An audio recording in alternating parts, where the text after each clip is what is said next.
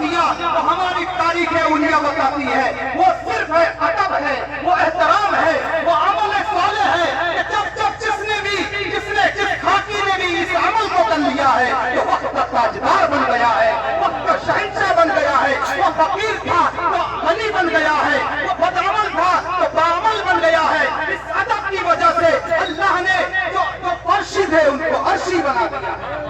سبحان اللہ، اس سبحان لیے اللہ۔ ضرورت ہے تھوڑا ادب سیکھیے، ادب کیجئے، ادب سے انسان بہت کچھ بن جاتا ہے۔ بے شک۔ باادب بنیے۔ غوث اعظم کی خانقاہ میں ایک شخص جاتا ہے اور اب کرتا ہے مجھے خانقاہ سے کچھ کھانے کو مل جائے، تو غوث اعظم رضی اللہ تعالیٰ عنہ فرماتے ہیں جاؤ اسے خانقاہ سے کچھ دے دو۔ تو اس مرید کو آپ کے مریدوں نے دے دیا، روٹی کا ٹکڑا لیا اور لینے کے بعد میں اپنے پیر کے گھر کے دروازے کی طرف رک کر کے کھڑا ہو گیا اور کہتا ہے پیر تیرا بڑا کرم ہے، مرشد تیرا بڑا کرم ہے کہ آج کھانے کو روٹی کا ٹکڑا مل گیا۔ جتنے مرید بیٹھے تھے سب غصہ کرنے لگے کہ کھاتا غوث اعظم کا ہے، بات کرتا اپنے پیر کی ہے، روٹی ہمارے خانقاہ کی، بات وہاں کی کرتا ہے۔ لوگوں نے غصہ کیا، سرکار غوث اعظم رضی اللہ تعالیٰ عنہ نے ارشاد فرمایا نہیں، اس کو سمجھو، اس راز کو سمجھو، اس رمز کو سمجھو، اس نے حق ادا کیا، اس نے ادب کیا، کیونکہ اسے جو کچھ ملا ہے اگرچہ بظاہر میری خانقاہ سے ملا ہے لیکن اسے پتا ہے کہ یہ صدقے میں کس سے ملا ہے، چاند کہاں چاند؟ صدقے میں کس سے ملا ہے، یہ صدقے میں اسے اس کے پیر کے صدقے میں ملا ہے، اس لیے اس نے اس کا احترام کیا ہے اور اس کا حق ادا کیا۔ حضرات گرامی آپ جانیے، آپ خطیب ہندوستان حضرت علامہ سید امین القادری صاحب کا جو ادب کر رہے ہیں تو یہ ان کو جو عزت ملی ہے کس کے صدقے میں ملی ہے؟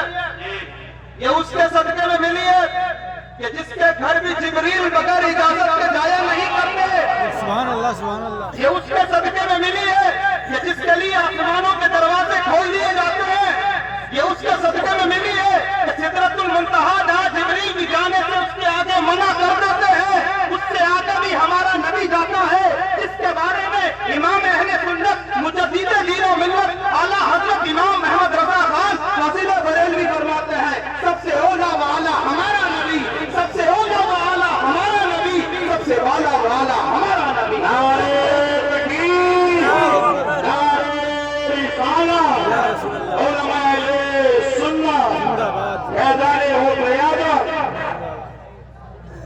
تو حضرات ادب کیجئے، احترام کیجئے۔ یقیناً حدیثوں میں آتا ہے اللہ کے رسول صلی اللہ علیہ وسلم نے ارشاد فرمایا ایک عالم اور پھر اوپر سے سید ہو تو اس کی بات ہی کچھ اور ہے۔ ایک عالم کے ادب کے بارے میں آتا ہے، ایک عالم کے احترام کے لیے آتا ہے، اس کی عزت کے لیے آتا ہے۔ سرکار فرماتے ہیں من صافح العلماء صافحانی، جس نے علماء سے مصافحہ کیا اس نے گویا کہ مجھ سے یعنی اپنے نبی سے مصافحہ کیا، اور جو کسی عالم کی زیارت کیا گویا کہ وہ اپنے نبی کی زیارت کیا، جو کسی عالم کی بارگاہ میں بیٹھا گویا کہ وہ اپنے نبی کی بارگاہ میں بیٹھا۔ اور ایک دوسری حدیث میں آتا ہے اللہ کے رسول صلی اللہ علیہ وسلم ارشاد فرماتے ہیں کہ جس نے کسی عالم کے پیچھے نماز پڑھی، اب ذرا مصافحے والی حدیثیں تو سن لی، بیٹھنے والی بھی سن لی، مصافحہ کرنے والی بھی سن لی، زیارت بھی کر لی، یہ بڑے آسان کام ہے۔ اب ذرا دوسری حدیث بھی سن لیجئے، اللہ کے رسول فرماتے ہیں کہ جس نے کسی عالم کے پیچھے نماز پڑھی، یہ بہت کٹھن کام ہے، نماز پڑھی، کیونکہ بھائی نماز پڑھنے کے لیے مسجد جانا ہوگا، ایسا تو ہے نہیں کہ ہر عالم آپ کے گھر میں جا کے پڑھائے۔ تو اللہ کے رسول صلی اللہ علیہ وسلم ارشاد فرماتے ہیں جس نے کسی عالم کے پیچھے نماز پڑھی گویا کہ اس نے نبی کے پیچھے نماز پڑھی۔ تو چاہتے ہو نا کہ عالموں کے پیچھے نماز پڑھیں، حفاظ کے پیچھے نماز پڑھیں، جھرنا کے پیچھے پڑھیں، یہ سب لائق احترام ہے، لیکن حضرات گرامی اس کو سمجھنے کی ضرورت ہے۔ میں نے جو آیت کریمہ تلاوت کی ہے سورہ نحل کی آیت نمبر 97 ارشاد ربانی ہے، اللہ فرماتا ہے من عمل صالحا من ذکر او انثى وهو مؤمن، من عمل صالحا، جس نے بھی نیک عمل کیا، مرد ہو یا عورت اور وہ مومن ہے وَلَنُحْيِيَنَّهُ حَيَاةً طَيِّبَةً تو ہم اسے پاکیزہ زندگی عطا فرمائیں گے. یہ پاکیزہ زندگی کیا ہے؟ یہ عمل کے صدقے میں ملتی ہے، لیکن یاد رکھیں ہر عمل کے صدقے میں نہیں ہے، ہر عمل کے صدقے میں نہیں ہے. سوچو ایسے ہی کام چل جائے تو نہیں. عمل صالح، علماء بیٹھے ذمہ دار علماء، ان سے پوچھیں ہم درسگاہ ہمیں پڑھاتے ہیں، ہمیں پتا ہے کہ عمل کسے کہا جاتا ہے، یا علماء جانتے ہیں عمل کسے کہا جاتا ہے. حضرات گرامی ہر عمل کو صحیح نہیں کہا جا سکتا، ورنہ تو بہت سے تمہیں ملیں گے سامان ڈھونے والے بھی ملیں گے، وہ بھی عمل کی دعوت دینے والے بھی ملیں گے. اس عمل کا ذکر قرآن میں تقریباً مختلف اقوال ہیں، لیکن ایک قول جو میں نے پڑھا ہے تقریباً 78 جگہ عمل صالح کا ذکر آیا ہے. اللہ نے ہمیں تاکید کی ہے کہ عمل صالح کرو، نیک عمل کرو. نیک اعمال ایمان کے بعد سب سے بڑی چیز عمل ہوتی ہے. جب جو مسلمان ہو گئے، ہم گھروں میں ہم میراثی مسلمان ہیں، ہمارے باپ مسلمان، دادا مسلمان. اب حضرات محترم ہمیں ضرورت کس بات کی ہے؟ اعمال کی اصلاح کی ضرورت ہے. اور اسی کے تحت حضرت قاری جمشید صاحب کی مولانا اصلاح معاشرہ کانفرنس کا عنوان رکھتا ہے تاکہ معاشرے کی اصلاح ہو جائے، قوم کی اصلاح ہو جائے. اس اصلاح کے لیے ہریانہ کی سرزمین پر یہ پروگرام کیا گیا ہے. تو میں معذرت کے ساتھ سوچتا ہوں کہ اسٹیج سے ہی اصلاح کی شروعات ہو جائے. اسٹیج کے پیچھے بھی کچھ دیکھا جا رہا ہے. وہ جو کام آج کچھ چیزیں ہماری قوم میں افراط اور تفریط کا شکار ہو چکے ہیں. امام اہل سنت مجدد دین و ملت اعلیٰ حضرت خواجہ بریلوی رضی اللہ تعالیٰ عنہ نے تصویر پر کتنی سختی فرمائی ہے. حضور تاج الشریعہ علیہ رحمت الرضوان نے کتنا سختی سے اپنے موقف پر پیش کیا کہ بڑے بڑے علماء وہابیہ بیابنا کی چولیں ہل جاتی ہیں. ہماری تاریخ بتاتی ہے کہ حضرت سیدنا امام سیدنا مفتی اعظم ہند شہزادہ اعلیٰ حضرت حج پر جانے کا معاملہ تھا.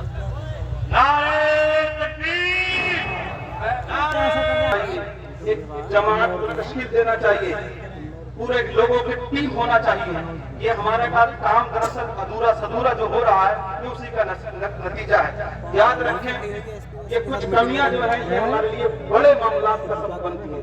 بہرحال بات کو آگے بڑھاتے ہیں کیونکہ خطیب ہندوستان تشریف فرما ہے، لوگوں کی توجہات ادھر ہیں. چند باتیں جو میں کہہ رہا ہوں بڑا غور سے سن لیجیے. ہماری قوم کے معاملات کو خالی جلسوں سے حل نہیں کیا جا سکتا. بہت سی چیزیں ہیں درسگاہوں سے صحیح کی جائیں گی، کچھ چیزیں ہیں ممبر و محراب سے صحیح کی جائیں گی، کچھ چیزیں ہیں گھر گھر جا کے صحیح کی جائیں گی، کچھ چیزیں جو محلے جا کر کے صحیح کی جائیں گی.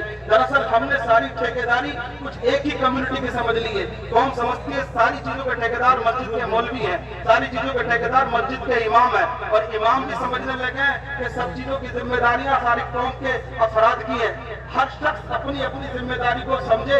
اللہ کے رسول صلی اللہ علیہ وسلم کی حدیث ہے کلکم راعٍ مسئول عن رعیتہ. اس حدیث کو پیش نظر سب کو رکھنا چاہیے. ہر شخص تم میں سے مسئول ہے اور اس سے اپنی رعایا کے بارے میں سوال کیا جائے گا. یعنی ایک کرائٹیریا ہے، ایک دائرہ ہے، اس کے دائرے کے بارے میں پوچھا جائے گا. مسجد کے امام سے اس کے محلے کے بارے میں پوچھا ضرور جائے گا، اور محلے کے مکھیا سے اس کے محلے کے بارے میں پوچھا جائے گا. یہ قیامت کے دن کی بات کر رہا ہوں. قبر سے لے کے حشر تک تمہیں سب کچھ جواب دینا پڑے گا. حضرات گرامی اللہ کے رسول کی حدیث کو سن لو.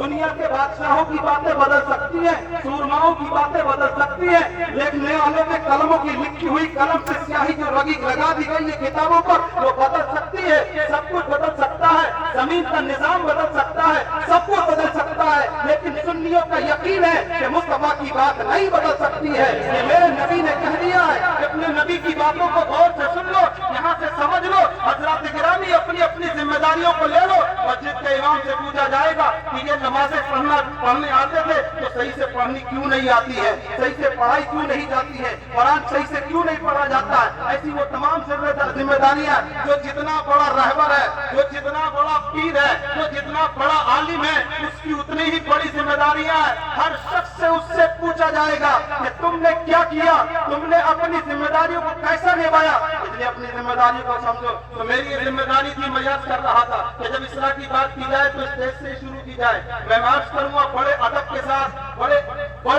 ساتھ عرض کروں گا. میں یہ بھی جانتا ہوں، بیک گراؤنڈ کا مجھے پتا ہے کہ ذمہ داری کے ساتھ میں کہہ سکتا ہوں کہ کسی عالم نے یہ کام نہیں کیا ہوگا، کسی عالم نے نہیں کیا ہوگا، بلکہ ہمارے وہ محبت کرنے والے جنہیں محبت میں شریعت کے اصولوں کا پتہ نہیں ہے، جنہیں پتہ نہیں ہے کہ شریعت کیا کہہ رہی ہے، فتویٰ کیا ہے، کہ وہ فوٹو کے لیبل، فوٹو والے بینر وہ لگائیں یہاں پر۔ حضرات گرامی یقیناً کچھ علماء کرام نے اجازت دی ہے، لیکن بالکل غیر ضروری کی کوئی اجازت نہیں ہے، لہذا یاد رکھیں ایسے کام نہ کریں۔ ہم اصلاح کی شروعات یہیں سے کرتے ہیں اور آئندہ امید کرتے ہیں کہ جامعہ عربیہ محمدیہ ہریانہ کے اس ادارے کا انشاءاللہ بینر جب بھی ہوگا تو ایک طرف اعلیٰ حضرت کا نام ہوگا اور ایک طرف انشاءاللہ العظیم جامعہ کا نام ہوگا، مسلک اعلیٰ حضرت کی بات ہوگی اور اہل سنت و جماعت کی بات ہوگی، نام بھی ہمارا ہوگا اور کام بھی انشاءاللہ ہمارا ہوگا۔ اس لیے اب تمہاری اصلاح کی میں مختصر میں بات کر کے چلتا ہوں۔ حضرات گرامی، جب تک اعمال صحیح نہیں ہوتے، جب تک معاملات بھی صحیح نہیں ہوتے، اس لیے عمل صالح کی ضرورت ہے۔ یوں تو اقسام بہت سی ہیں، عمل صالح کی بنیادی چیز یاد رکھیں، سب سے پہلی ضرورت ہے کہ آپ اپنے گھر سے شروعات کریں۔ آج کل معاملہ یہ ہو رہا ہے کہ جسے دیکھو وہ مسلم اصلاح تو کرتا ہے لیکن خبر اپنی نہیں رکھتا، حالانکہ قرآن نے پہلے کہا کہ پہلے اپنی اصلاح کرو۔ قرآن کہہ رہا ہے قد افلح من تزکا، کامیاب وہی شخص ہے جس نے سدھار لیا، اپنے آپ کو سدھار لیا۔ یہ بھی قرآن میں اللہ فرماتا وَأَمَّا مَنْ خَافَ مَقَامَ رَبِّهِ وَنَهَى النَّفْسَ عَنِ الْهَوَىٰ فَإِنَّ الْجَنَّةَ هِيَ الْمَأْوَىٰ۔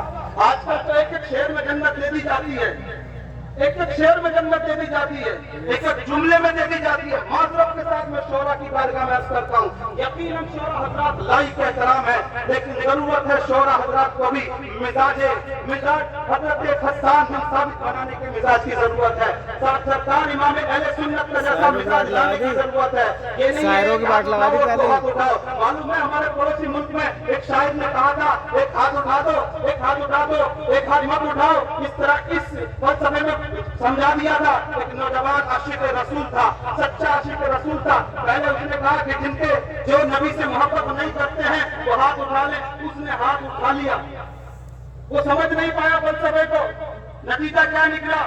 پڑھ لیں آپ، ماضی کے اخباروں میں خبریں چھپی تھی، اس کا انجام کیا ہوا؟ اس نوجوان کو اتنا احساس ہوا کہ میں نے اس جملے پر اپنا ہاتھ اٹھا دیا کہ نبی پاک علیہ السلام نے جسے محبت نہیں وہ اپنا ہاتھ اٹھا دے۔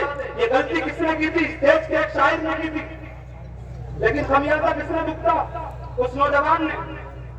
وہ گھر گیا، کسان کا بیٹا تھا، اس کے گھر پر مشین تھی جس سے جانوروں کا چارہ کاٹا جاتا ہے، اور گیا جا کر کے پورا ہاتھ اس کے اندر رکھ دیا اور رکھنے کے بعد مشین چلائی، خود سے اس ہاتھ کو کاٹ دیا اور لوگوں کے سامنے کہا میں وہ عاشق رسول ہوں، میں اپنے مصطفیٰ پر جان دینے والا ہوں، مجھے بلال کی قربانیاں یاد ہیں، میں صہیب کو بھولا نہیں ہوں، میں ان گھوڑوں کی آواز کو آج بھی سنتا ہوں جو حضرت بلال کو لگائے جاتے تھے، مجھے وہ گرم گرم پتھریلی زمین یاد ہے جس پر بلال کو لٹایا جاتا تھا اور بلال سے کہا جاتا تھا کہ محمد کا نام نہ لے تو حضرت بلال کہا کرتے تھے امیہ اگر 1000 جانے بھی ہوں تو یہ بلال اور ام آمنہ کے نام پر قربان کر دے گا، اپنی جان کر دے گا، لیکن محمد کے نام پر قربان کر دے گا۔ اس پاکستان کے اس غریب نوجوان نے اپنی مشین سے اپنے ہاتھ کو کاٹ لیا اور کہہ دیا وہ ہاتھ جو نبی کی محبت کے علاوہ میں اٹھا ہو، ایک عاشق رسول سے اپنے پاس نہیں رکھ سکتا ہے، اس لیے میں نے اس ہاتھ کو کاٹ کے ہمیشہ کے لیے الگ الگ کر۔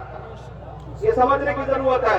تو کچھ بیک گراؤنڈ میں بھی کمیاں ہوتی ہیں، کچھ پردے کے پیچھے بھی خامیاں ہوتی ہیں، اس لیے اصلاح کی سب کو ضرورت ہے، وہ کام کریں جن کی ضرورت ہے۔ آج سب مقاصد شریعت کی ضرورت ہے، مقاصد پر عمل میں لانے کی ضرورت ہے۔ بہت سی خامیاں ہم نے کر دی ہیں، بہت افراد کا شکار ہو چکے ہیں، بہت جگہ تفرید کا شکار ہو چکے ہیں، کہیں ہم افراد کا شکار ہیں، کہیں تفرید کا شکار ہیں، ہم اعتدال کے قائل نہیں۔ اسلام اعتدال کو حکم دیتا ہے، اسلام میں اعتدال ہے، نہ زیادہ اوپر جاؤ نہ زیادہ نیچے جاؤ۔ اللہ کے رسول صلی اللہ علیہ وسلم ارشاد فرماتے ہیں خیر الامور اوساطها، امور میں سب سے بہتر ہے اوساط، یعنی سب سے بہتر ہے بیچ کا راستہ ہے، نہ اوپر ہے نہ نیچے ہے، جسے دیکھو اپنی ڈھبلی بجا رہا ہے، جسے دیکھو اپنا کام کر رہا ہے، عمل کی پرواہ نہیں ہے۔ ہر ذمہ دار کو اپنی ذمہ داری نبھانے کی ضرورت ہے، اسٹیج سے لے کر کے فرش والوں تک کو اپنی ضرورت ہے، مسجدوں کی بھی میں رہ کر کے اپنی بھی اصلاح کرنے کی ضرورت ہے۔ ہم نے خوب دیکھا ہے، پڑھانے والوں تک کو دیکھا ہے کہ وہ لوگ جو راتوں رات جاگ لیتے ہیں انہیں بڑی بھاری پڑتی ہیں، 2 رکعت نماز نفل بھاری پڑتی ہیں، سنتیں بھاری پڑتی ہیں، نوافل کو پڑھنا بہت سمجھتے ہیں۔ یاد رکھے جو قومیں نوافل کو نہ پڑھ سکیں گی، جو قومیں وہ قومیں کبھی فرائض کو پورا نہیں کر سکیں گی۔ امام اہل سنت اعلیٰ حضرت فتاوی رضویہ شریف میں لکھتے ہیں نوافل قرب الہی کا ذریعہ، نوافل قرب الہی کا ذریعہ ہے۔ جب تمہاری نمازیں فرائض بغیر قبول کی ہوئی وہاں پیش کی جائیں گی، اور جب تمہاری نمازیں کم پڑ جائیں گی، جب تمہارے پاس ضرورت ہوگی کہ نمازوں کی پورتی ہو تاکہ وہ اللہ کے رسول کا فرمان پورا ہو کہ پہلا سوال نماز کے بارے میں ہوگا تبھی جنت میں جاؤ گے، تو اس دن اللہ کے رسول صلی اللہ علیہ وسلم نے اس دن کے بارے میں فرمایا کہ جب فرض پورے نہیں ہوں گے تو نفل لائے جائیں گے۔ اب جو آج کل وہ ہیں کہ جنہیں کبھی کبھی سنتیں بڑے سالوں گزر جاتے ہیں، اثر کی سنتیں، عشاء کی سنتیں، اور اس کے بعد ظہر کے بعد والے نفل، اور اس کے بعد دیگر اور نوافل، زندگیاں گزر جاتی ہیں۔ یہی وہ لوگ ہیں کہ بہت بہت دیر تک بیٹھے بیٹھے نعتیں بھی سن رہے ہیں، بہت بہت دیر تک بہت کچھ کر رہے ہیں۔ حضرات گرامی سمجھنے کی ضرورت ہے، امام اہل سنت کی ہر بات کو ہم حق سمجھتے ہیں، امام اہل سنت پر ہم اپنا عقیدہ رکھتے ہیں، ہم اپنی آستھا رکھتے ہیں کہ اس اللہ کے بندے نے جو کچھ بھی لکھا ہے اس کے رسول میں لکھا ہے اور قرآن و سنت کی روشنی میں لکھا ہے۔ اس لیے سمجھنے کی ضرورت ہے، اپنے آپ کو اپنی بھی اصلاح کرنے کی ضرورت ہے۔ یہی حال ہماری عوام کا ہے کہ ان کے بارے میں تو کیا کہا جائے حضرات گرامی، لیکن بہت بڑی ذمہ داریاں قائدین پر آتی ہیں کہ وہ اپنی قیادت کو صحیح کرے۔ اس لیے ضرورت ہے میرے بھائیوں اچھا عمل پیش کرنے کی، اچھے اعمال کو اپنانے کی۔ صحابہ کرام اپنے نبی پاک علیہ السلام کی بارگاہ میں جاتے تھے۔ میں زیادہ نہیں جاتا، صرف 2 حدیثوں کا مفہوم بیان کر کے اپنی بات کو مکمل کرتا ہوں۔ 2 حدیثیں سن لیں اور سمجھنے کی کوشش کریں۔ صحابہ کرام بھی بیعت کرتے تھے، سرکار کے ہاتھ پر مرید ہوتے تھے۔ الفاظ میں پہلے بیعت عربی کا لفظ ہے، آج کل اردو میں مرید لفظ مشہور ہے، آپ بھی سب ہیں، ہم بھی کسی نہ کسی سے مرید ہیں۔ آج کل مرید ہونے کے مقاصد کا تو پتہ نہیں ہے، لیکن مشربی معاملات میں لوگ بہت آگے ہیں۔